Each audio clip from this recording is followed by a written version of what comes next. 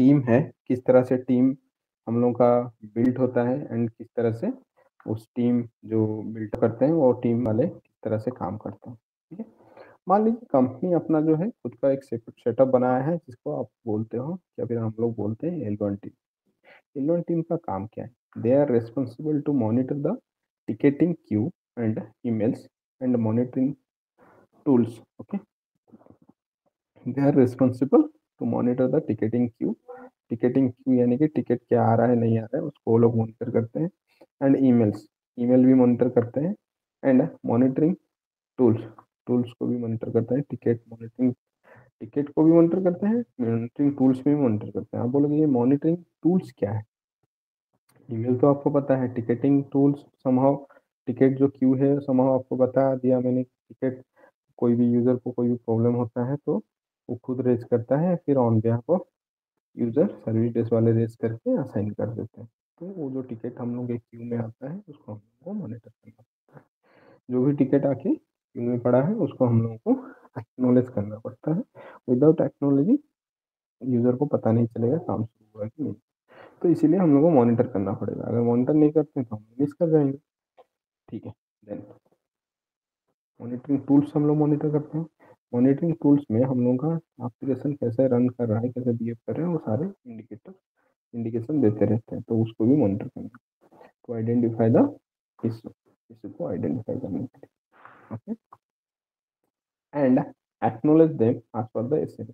SLA जो हम लोग कल डिस्कशन किए थे कि एक्नोलेज करना है इस टाइम इतने टाइम के अंदर। अगर P1 है, P2 है तो इतने टाइम के अंदर, P3 है तो इतने टाइम के अंदर, P4 है तो इतने टाइम के अंदर, P5 है तो इतने time.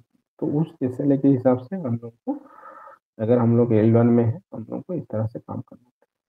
Okay, and resolve them if they can.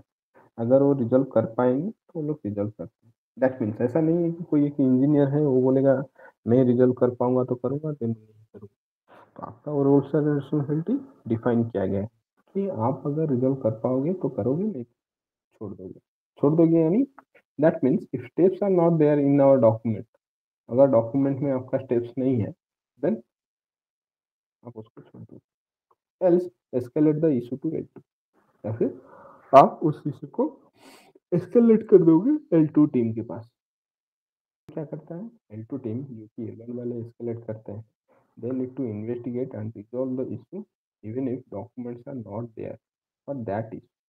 जो भी इशू आप रेज करोगे L2 के पास, उनके पास डॉक्यूमेंट हो भी सकता है, डॉक्यूमेंट नहीं भी हो सकता है।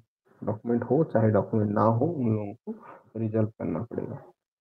ओके, ऐसा नहीं कि वो किसी को एस्केलेट करके बैठ जाएंगे। L1 वालों के पास वो फैसिलिटी है, वो किसी को यानी कि L2 वालों को एस्केलेट करके वो फॉलो कर सकते हैं या फिर पूछ सकते हैं क्या हुआ, इस रिजल्ट हुआ। लेकिन L2 वाले किसी को ऐसे मेल भेज के बैठ नहीं पाएंगे, वो लोग उसको रिजोल्व करना पड़ेगा। अगर उनको चाहिए, if required, then they can take help of L3 team. L3 team का वो लोग हेल्प लेंगे, but they have to resolve by themselves. Okay, with the help of L3 team. L3 team, it is a development kind of profile, जो कि development kind of profile है, who can investigate in code level. ये development team है जो कि code level में उसको investigate करते हैं।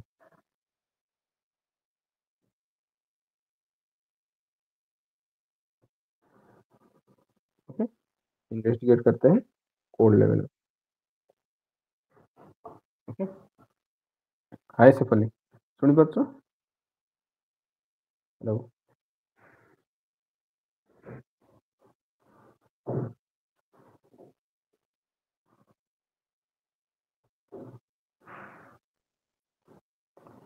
शेफाली सुन बच्चों? हेलो, नहीं दे रहा है बाकी सबको? हाँ सर हाँ सुनाई देता सर सुना जाऊँ।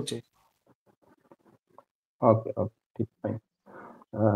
तो शेफाली आपके लिए यहाँ पे L1 L2 L3 इस मॉडल में हम लोग काम करते हैं। अगर किसी कंपनी ये स्ट्रक्चर को फॉलो करता है, L1 team first level of support होते हैं, उनके पास अगर डॉक्यूमेंट है तो उनको जो इशू मिला वो उस डॉक्यूमेंट को फॉलो करके रिजॉल्व करते हैं, अदरवाइज L2 को भेज देते हैं। L2 वाले अपना डॉक्यूमेंट देखते हैं, अगर वहाँ पे इश्यू का स्टेप्स हैं तो उसको फॉलो करके रिजॉल्व करते हैं। Even if they don't have the steps, they need to investigate with the help of L3 team. L3 team क्या है? It is a development kind of profile who can investigate in code level. ठीक है, तो इस तरह से L1, L3 and L1, L2, L3 ये लोग काम करते हैं। तो अगर इस तरह से हम लोग का टीम का स्ट्रक्चर है ऑर्गेनाइजेशन में, हम लोग का अगर इस तरह से सपोर्ट का स्ट्रक्चर है, then we use to follow that structure like L1, L2, L3। लेकिन अगर हम लोग का आईटीएल प्रोसेस के हिसाब से हम लोग बात करेंगे, ITL means ITL stands for information technology and infrastructure library. Okay, what is ITL? ITL क्या है? जैसे हम लोग मतलब एक कल मैं आप लोगों को बता रहा था, हम लोग का दो तरह का चीज़ होता है। एक है रूल एंड रेगुलेशन को फॉलो करना जो कि डॉक्यूमेंटेड है, और है without rule and regulation follow करना, यानी कि अपना खुद का रूल खुद बनाना। ऐसा नहीं कि आप अगर फॉलो नहीं करोगे तो काम नहीं होगा, जो स्टैंडर्ड प्रोसेस है। You can create your own rule, okay, उससे भी काम चलेगा। ऐसा नहीं है कि आप जो है रूल नहीं फॉलो करोगे then you can not work. आप अगर वो स्टैंडर्ड रूल फॉलो नहीं करते हो, then you follow your own rule, और कंपनी जो रूल क्रिएट किया है उस रूल को आप फॉलो करके अपना काम कर सकते हो। जैसे कि L1, L2, L3, ऐसा नहीं कि आईटेल का रूल अगर आप फॉलो नहीं करते हो देन यू कैनॉट वर्क, आप काम कर सकते हो। Okay,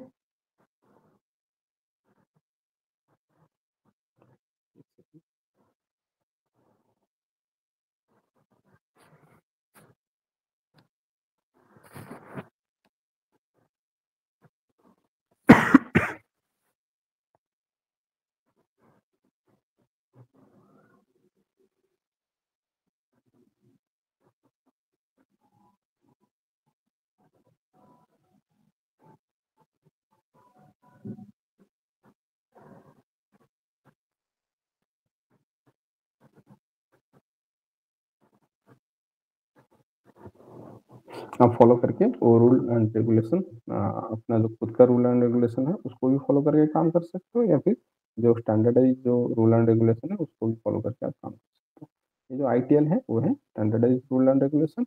ITL transfer information technology and infrastructure library. ठीक है, व्हाट इज आईटीएल? आईटीएल क्या है? ITL is a set of rule and regulation which is followed by IT service management. आपका जो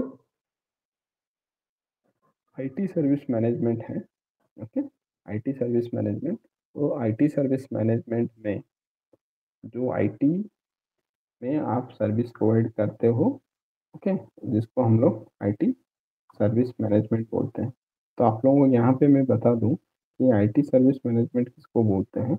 मान लीजिए आप किसी कंपनी में काम कर रहे हो, ठीक है, आप खुद का भी काम कर सकते हो, या फिर आप किसी और के लिए और कंपनी के लिए भी काम कर सकते हो। फॉर एग्जांपल, आप अगर टीसीएस में हो then you can work for SBI, यानी कि यहाँ पे आप एक सर्विस प्रोवाइडर हो। आप अगर कंपनी का नाम भी देखोगे उसका नाम है टाटा कंसल्टिंग सर्विस, वो सर्विस प्रोवाइड करता है किसको? एसबीआई को। ओके, तो टीसीएस एसबीआई को सर्विस प्रोवाइड करता है। ओके,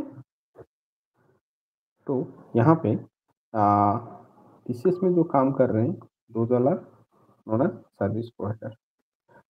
कुछ ऐसा भी सेटअप होता है इसमें खुद अपना जो है सर्विस प्रोवाइडर को खुद हायर करता है और खुद के पेरोल में रखता है। और यहाँ पे क्या होता है, जैसे आपके ऑपरेशन वाले रहते हैं एंड बिजनेस वाले रहते हैं। तो ये ऑपरेशन वाले जो हैं रेस्पॉन्सिबल हैं बिजनेस वालों को सर्विस देने के लिए। तो यहाँ पे भी सर्विस प्रोवाइडर, ये सर्विस प्रोवाइडर बाहर से है, थर्ड पार्टी, ये जो है अपना खुद का है फर्स्ट पार्टी। तो ये चाहे टीसीएस से ले सर्विस, चाहे एसबीआई खुद अपना रिसोर्स रख के उनसे सर्विस दे बिजनेस। तो दोनों दोनों के केस में यहाँ पे एक सर्विस का कॉन्सेप्ट आता है, और सर्विस कैसे प्रोवाइड किया जाएगा बिजनेस को, वो चीज़ों को जानना जरूरी है।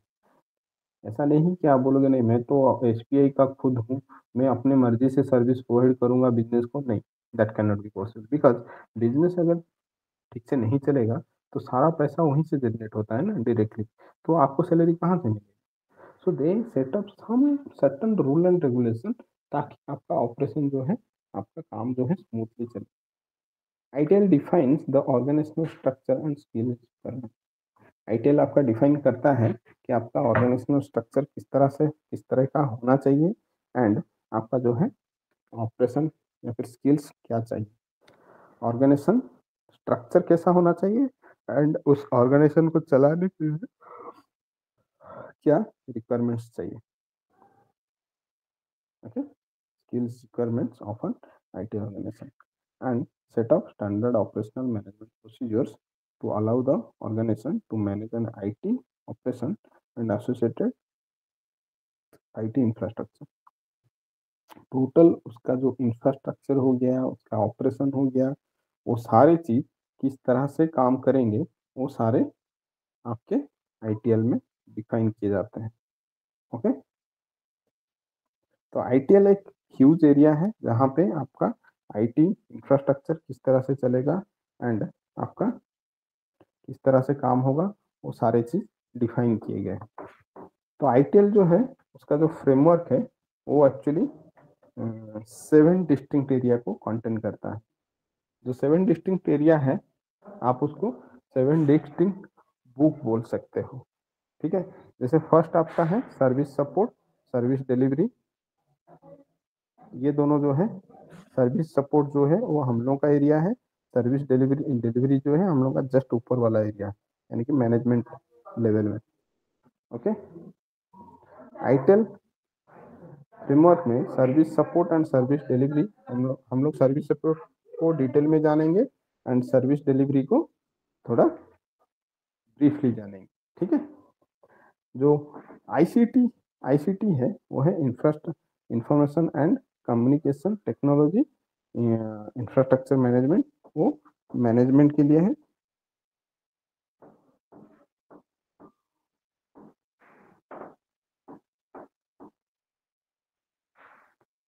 ओके, फिर planning and implement, service management, application management, the business perspective, security management, ये सारे चीज़ों जरूरी नहीं है।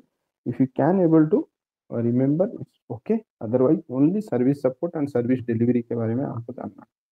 The two commonly use disciplines are service support and service delivery. ये दो कॉमनली यूज डिसिप्लिन्स है, जिसके अंडर में आप अगर इसको एक एक बुक ले रहे हो, तो उसके अंदर जो चैप्टर है सर्विस सपोर्ट के अंदर है आपके service desk, incident management, problem management, change management, release management and configuration management. ये 6 जो एरिया है उसको हम लोग को डिटेल में। Different area of service delivery जो है वो है service level management, financial management for IT service, capacity management, availability management, IT service continuity management. इसके बारे में ब्रीफली हम लोग जानेंगे। ठीक है, नेक्स्ट क्लास में डिस्कशन करते हैं इसके बारे में।